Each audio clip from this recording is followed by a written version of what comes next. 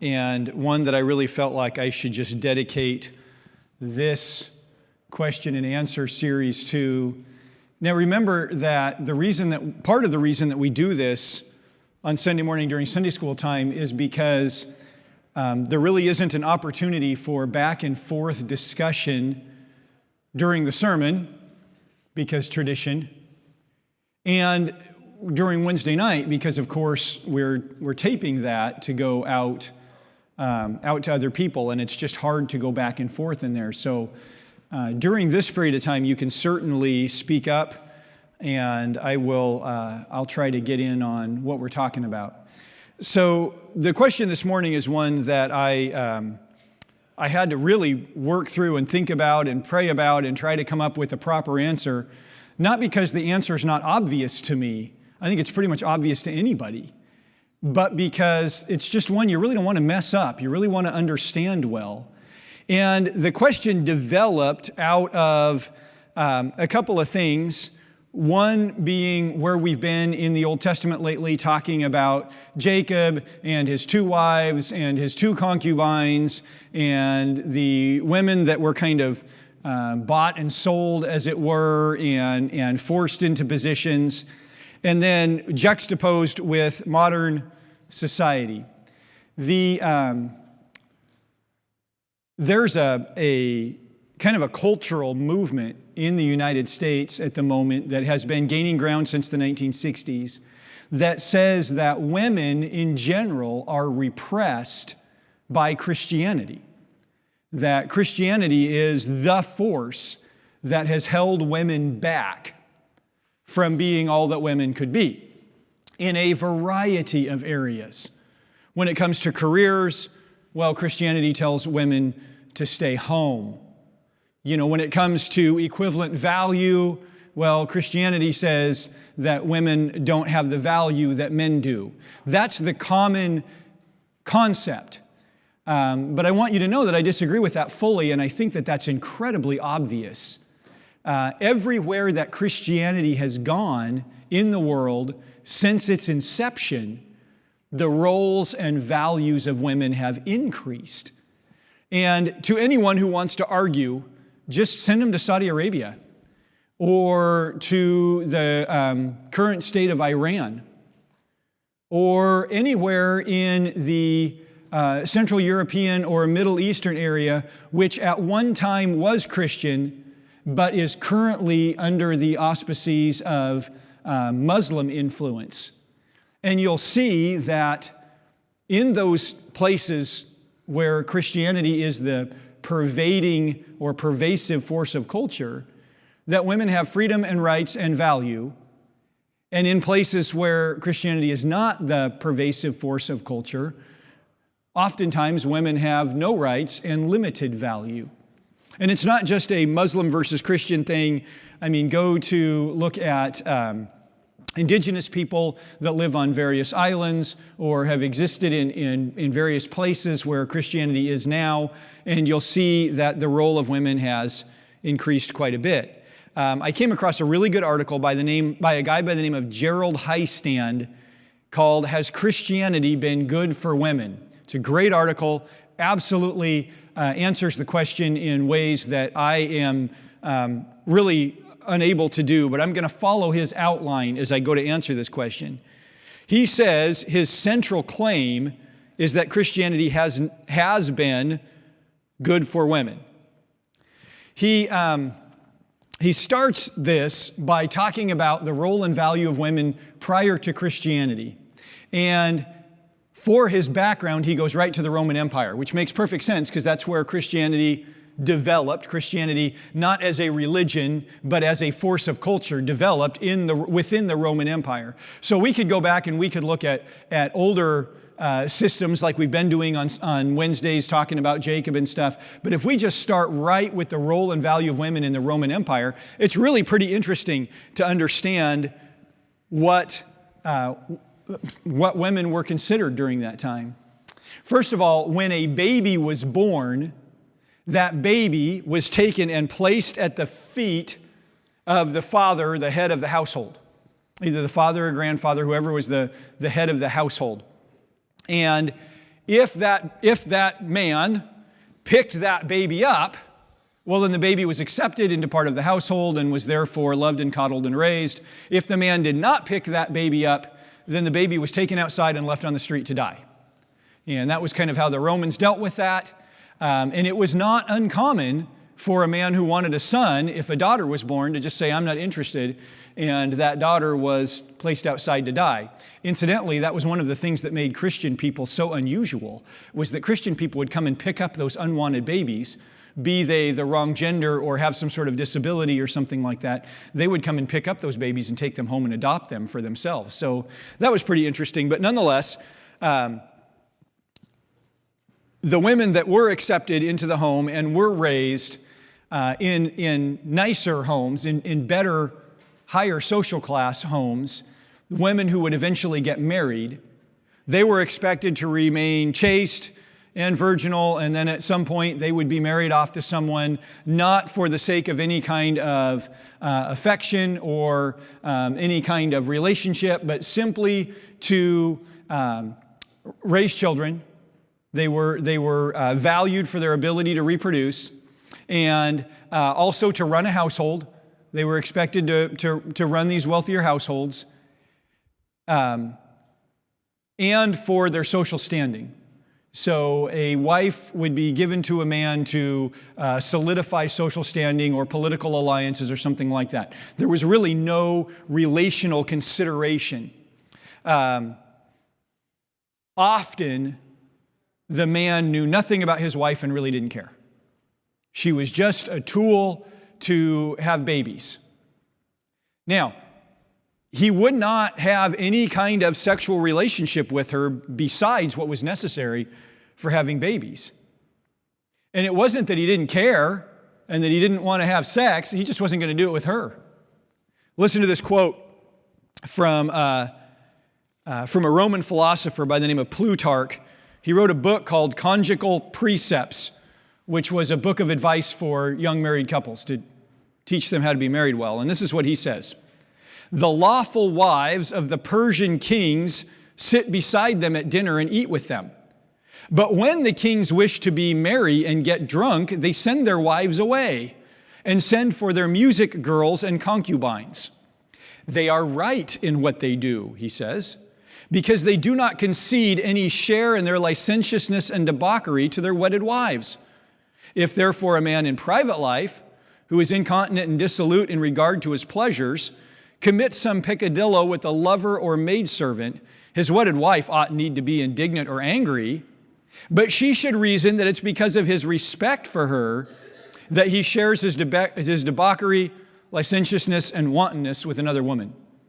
In other words, he fools around on her with lots of other women who are specifically for that purpose, out of respect for her. He's not going to enjoy her in that way. That would be totally wrong. He's got all these other women. There's absolutely no sense of relationship building, no sense of cohesiveness, no sense of value for her whatsoever. There were women that were used for nothing other than sex. Often that was tied to religion. You've heard of the 1,000 Vestal virgins of Aphrodite. They weren't virgins, but anyway, where a man could come and worship the goddess by paying a fee and sleeping with these girls. That was what they were for. There were other women who were, I guess, in a similar situation, but less promiscuous. They may only have 12 to 20 lovers in their lifetime. And they were kind of like kept women.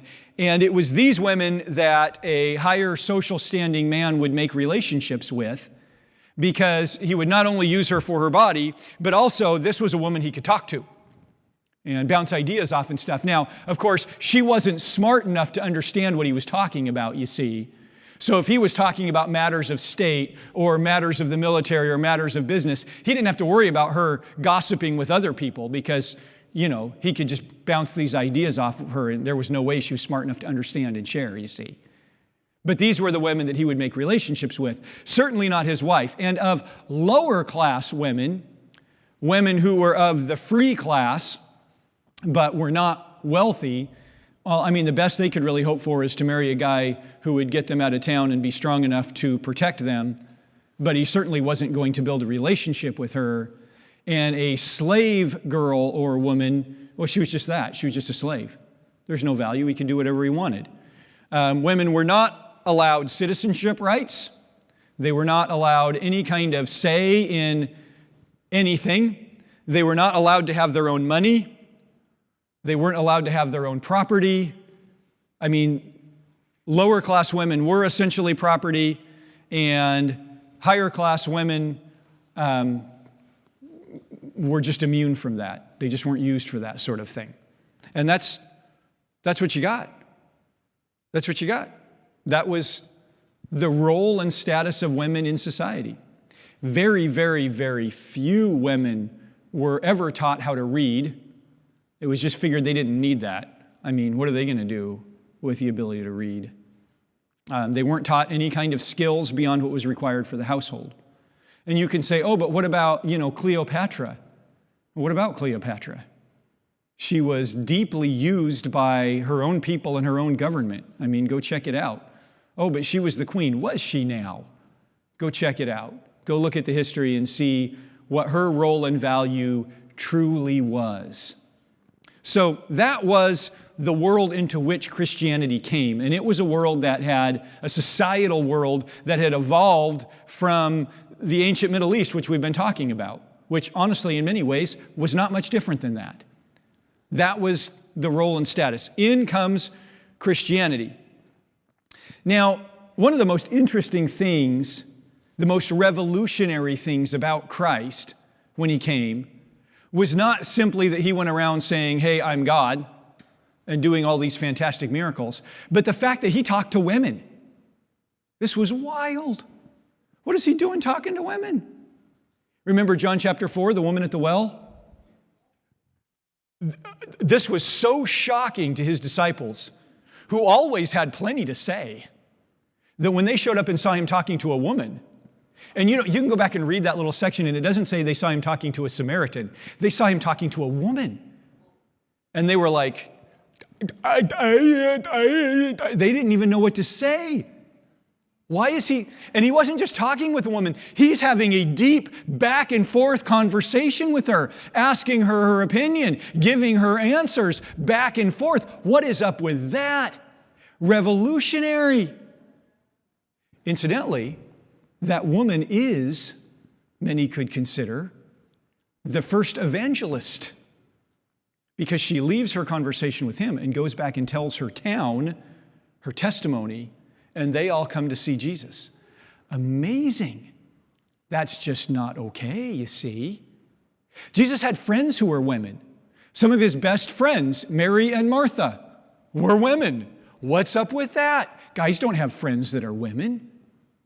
And if you do have a friend who's a woman, it's because she's related to a man that you actually are friends with, and she takes care of you. Remember the story of Mary and Martha, where Martha's up making sandwiches while Jesus is in talking to the boys? Oh, but Mary is sitting at the feet of Jesus. In other words, she's in on this conversation. And Jesus says to Martha, who says, get her in here to do the dishes. He says, no. She's doing the right thing by being in on this conversation. Why do you think this was recorded? Because it's a cute story? No, because it was revolutionary. It was wild, the value that he placed on women. Do you remember that he went into the house of a man whose daughter, 12-year-old daughter, had died? 12-year-old daughter, absolutely no value. She is not old enough yet to be married. She is barely old enough to really contribute to the household in any meaningful way. I mean, her primary job in the household would be stay out of the way and take care of the younger children. But Jesus has such value for her that he goes into the house of a person who died, which if you know anything about Jewish society and law, that's a big no-no. He goes into the house of a person who died. He not only goes into the house of a person who died, he physically touches her, takes her by the hand. He makes himself ceremonially unclean, which was, the ultimate act of sacrifice in that society. Parentheses, not prodigal son, but what's the name of the parable where the guy gets beat up and left on the side of the road? Samaritan, thank you, the Good Samaritan. See, my brain really doesn't work that well. Anyway, In that one, the reason that the Levite and the priest wouldn't help this guy is because it would have made him ceremonially unclean. Jesus made himself ceremonially unclean for a little girl that society of that day would have said, that's not a loss at all. It's not even worth crying about. Big deal. Interesting. Also, of course, Jesus had disciples. Now, understand, he had 12 guys who were called apostles.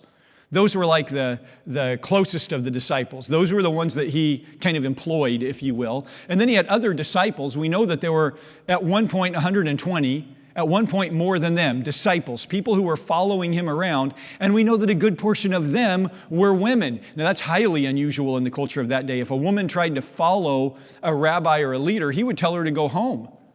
Send your husband to follow, and he'll tell you what you need to know. But he not only allowed these women to follow him, he encouraged them to follow him. And we have a list of some of their names, actually lists of some of their names in various places of the New Testament. This was all incredibly revolutionary.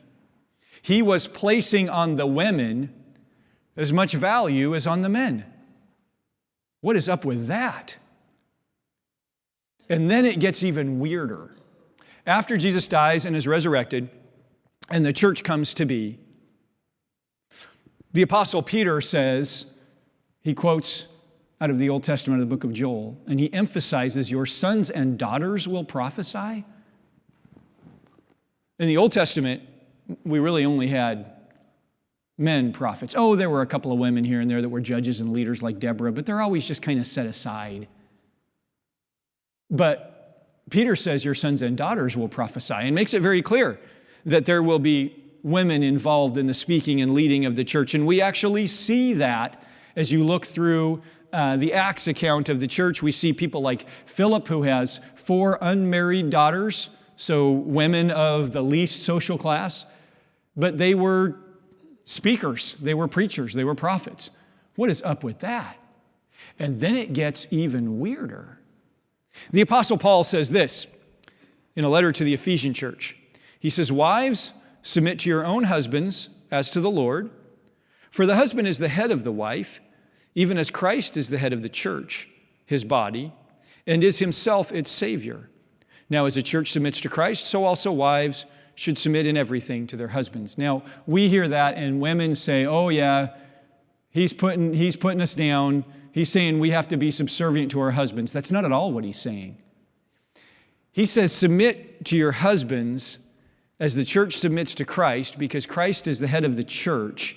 The church is the body of Christ. There is a relationship, an interplay. There is something very special that's happening here that ties the two together in a way that Roman society just didn't have.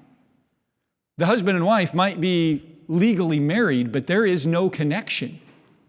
Paul is saying there is a connection here. He's saying the reason that you submit to your husband is because of this connection, because there is a single unit being made to accomplish a single goal. Paul will go on in the first letter to the Corinthians to talk about the fact that husbands are to have one wife, husbands are to be faithful to that wife and to have no other women. He tells this to the Corinthian church because growing up in the Roman environment, they just understood what women were for, and if you want to have sex, you don't do that at home. Come on. And he says, no, that's not how this works. You have your wife. She is your woman. You just stay with her. And then he says to the women, you have a right to expect that from your husband. Not only his chastity, but him taking care of you in this way. You have a right to expect that from him. That there is a mutual expectation of satisfaction in that way. And then it gets even weirder. The rest of the letter to Ephesians, husbands, love your wives. Now, this was a very anti-cultural concept. Love your wives. That's agape. Give yourselves away for your wives. This isn't just think she's cool. This is absolutely give your life away for your wife, even as Christ did for the church. What? Wait a minute. Jesus placed us in such high value that he was quite literally willing to be beaten to death and hung on a cross to die for us. Yeah, that's the value you should place on your wives. Treat them like that. he says, and he goes on and on to talk about that. I mean, we got a long section dedicated to how men should be pouring themselves out for their wives. Wow. And then he says, this is a great mystery, like Christ in the church. The unity that should happen between a husband and wife is the strength of the unity between Christ and his church. Wow, that's a value for women that has just never existed before. And that's pretty cool stuff. And then one other thing. When Paul is talking about that in Ephesians 5, he mentions that Christ came and got the church to be his bride and to take the church back to rule and reign with him. We've heard that so many times we don't think much of it. But in those days, the queen did not rule and reign with the king. Caesar's wife didn't rule and reign with her unless she was a real problem, like Messalina to Caligula, and then she ends up being blacklisted. But Jesus takes the bride to rule and reign with him, to sit beside him on the throne, and to have authority and strength that's granted by him in this matter of unity. He says, this is what you're to do, men, with your wives. She's to be a partner, a co-partner. When you go back to Genesis chapter 2, where there's the story of the first marriage, there's the term that God made a helpmeet or a helper for Adam. And some have said, so Adam matters, and the woman then is just to be, his assistant, his maid. That's actually not what that term means. That term that the King James calls a helpmeet, or a helper, or a suitable helper, is actually a term that God uses of himself for Israel, that he's the one who helps and supports the nation of Israel. It's a position not of lesser, but of very high value. So that's all reasonably interesting. But probably the biggest thing that really transformed women in that day was this concept that Paul laid down of this new sexual ethic. Did you know that in Latin there is a term that means a virgin girl? The King James calls it a maiden. There's a term that means a virgin girl or female. But there is not one for men. There's just not a term that has anything to do with a man who has never had a sexual relationship before. It just didn't matter. It didn't even exist. It wasn't part of the Roman mindset that men should have to control themselves and that women should have to serve them in this way. That was the way that it was. Christianity came along, and Paul calls for chastity of both men and women, and that this isn't a matter of service that the woman provides for the man, or a matter of use that the man has of this tool of a woman, but rather that this is a cohesive part of a singular, unified relationship. That this is communication between a man and a woman. And so it should be kept very holy and very pure and should be really part of just that marriage relationship. And this was absolutely revolutionary. Kind of the driver of the sexual revolution of the 1960s was this concept that a woman should be able to have sex like a man, was the idea. That just as a man can go out and sleep with whoever he wants without fear of any repercussion, without fear of anybody looking down on him, even, congratulating him on another victory, without the problem of ever having to worry about pregnancy or anything like that, that a woman ought to be able to do the same, was kind of the driver behind the feminist concept of the sexual revolution. And it hasn't really worked out that well. Because, first of all, men shouldn't be living that way. And secondly, when women do, they cannot be free of the repercussions. And of course, we've learned neither can men be free of those repercussions. It just doesn't work that way. I came across a social media post by a leading feminist who said, basically, we've been trying this now for 60, 70 years. We've been trying this concept that women should be able to have sex like men, and it's just not working. she said. And so her ultimate point was this: men should have to have sex like women, she said. Women, she called on the women, don't sleep with a guy until he has promised to have you and you only for your entire life. He has promised that any children that result from this, he will care for and raise as his own and pay for them, and that he will look after you and cherish you for your life. And the top comment came from a conservative pundit who said, "Congratulations, feminists, you've just discovered Christian marriage. That's exactly what you've been wanting this whole time. This is what Christianity did." I'm doing a really bad job of presenting to you this argument, so you should definitely look up the article. There's a guy named Tom Holland who wrote a book called Dominion: The Making of the Western Mind. And he sets out to answer this question: how did we get from the patriarchal and violent Greco-Roman world of the first century to the more pacific, democratic, and feminist world of today? Now, understand that Tom Holland is not a Christian and really doesn't have a lot of Christian sympathies. He's really kind of an anti-Christian atheist. But his answer to that question is this: we got from the mess of the Greco-Roman world to the much more peaceful and democratic world of today because of Christianity, because of what Christianity did for us. He, at the end of the book, he applies that idea, that central thesis, to the Me Too movement that started in 2018. You remember that movement?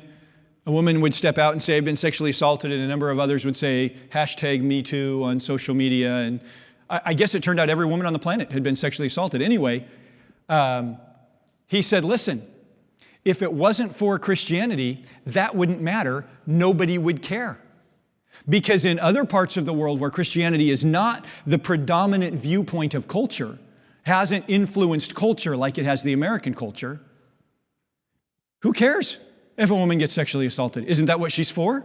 She has no value anyway in those societies. But in societies that are built on the concepts of Christianity, this is a big deal. Not only that something happened to her, but that the person who was the perpetrator was wronged and needs to be held to account for that. This is a completely Christian idea that just doesn't exist anywhere else. That's pretty interesting. Now, ultimately, we can understand that things aren't as they should be. However, you can't blame Christianity for it. Because every place that Christianity has gone, since the beginning of Christendom, every place that it's gone, every place that it has worked within a culture or changed a culture, the role and value of women has increased, not decreased. And the further we get from Christianity in our society, the more we see the role and value of women decreasing, to the point that now, in order to be a highly valued woman, you basically have to operate in the way that traditionally a man has operated. You have to totally lose the specific identity of femininity to be strong and powerful and testosterone driven, if you're going to be considered any kind of a powerful woman in today's society. So that's the premise. There is so much good information on that. I'm sure I have done a really bad job answering that question, but that is an overview of that answer. What does the Bible do for women? What does Christianity do for women? Well, why don't you start reading in Genesis chapter 4, and you work your way through until the end of the letters of Paul, and you'll find out that it has been a long and progressive battle with human culture to help women be valued in the eyes of God and in the eyes of men the same as men are as far as their value. Now, the Bible makes it clear that the roles are different, that the roles of men and women are different, and that when we stick to those roles, we find value. But certainly, if you're reading through the Old Testament and you're using that as a guide for how women ought to be treated, you're totally missing out. Take a look at what Paul says to married couples in Corinthians and Ephesians and apply that appropriately, and I think that'll answer the question. Are there thoughts and questions and concerns about this concept or anything else in the time that we have left? You got to have something, because I got like 2 or 3 minutes. Okay.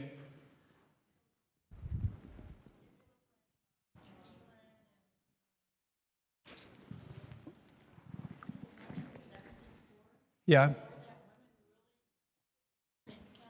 Yeah.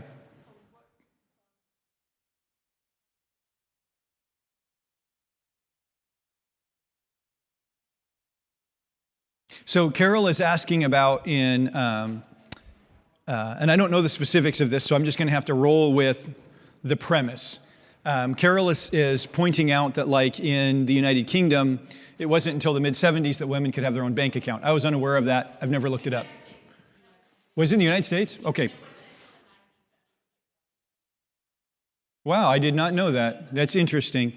I'm going to have to look that up. They're asking, at what point did it go backwards? I don't know if it really went backwards as much as just it really moved forward slowly. And then to some extent, I think that, now this is Troy's opinion, we're going to get into a little bit.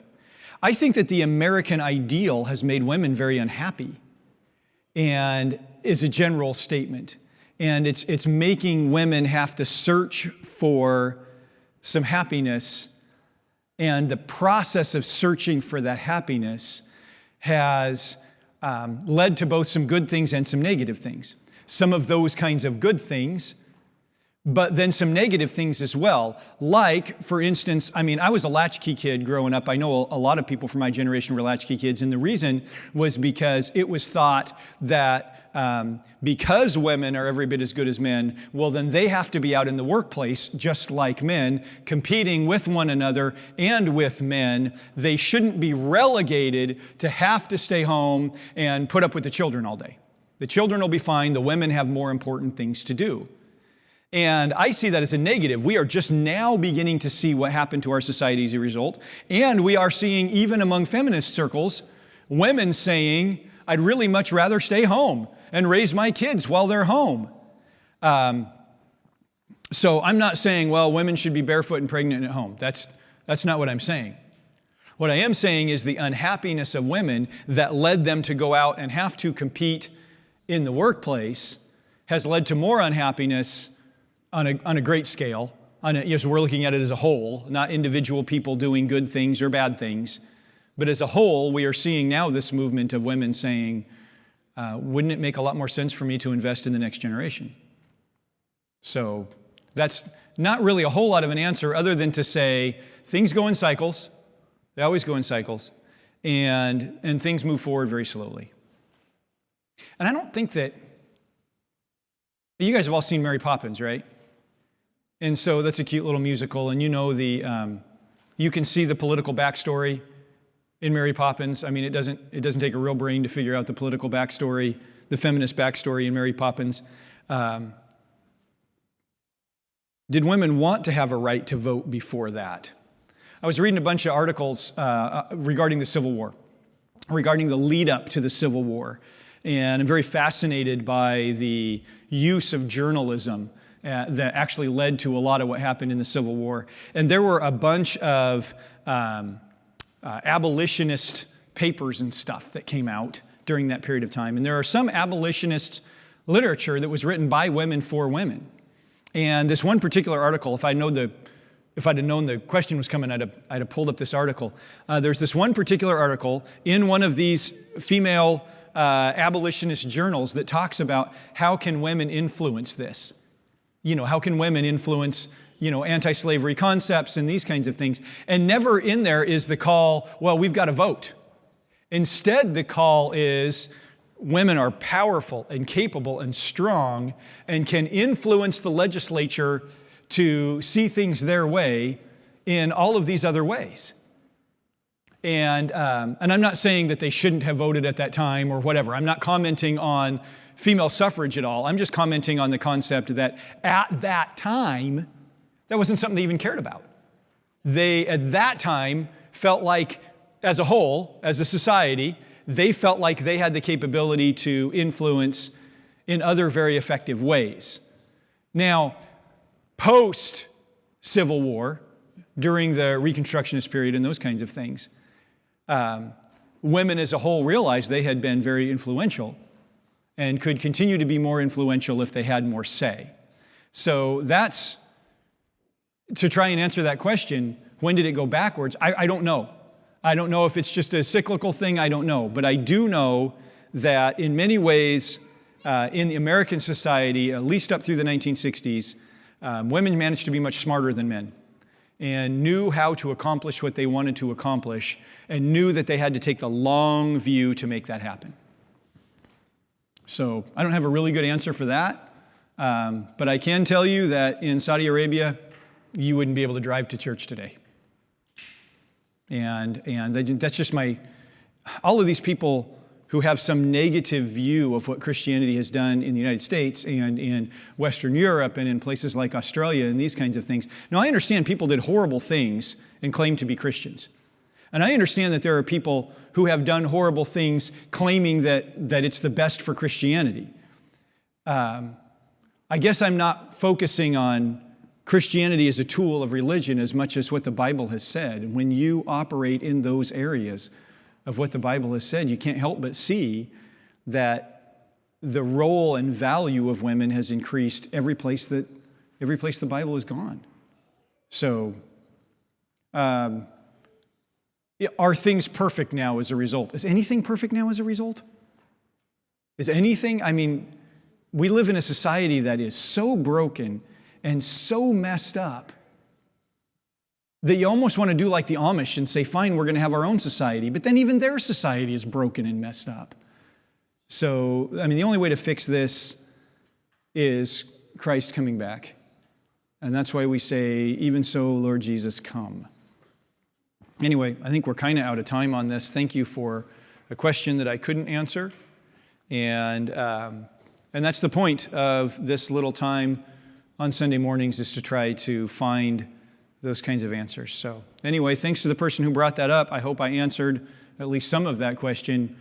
I certainly found a lot of resources.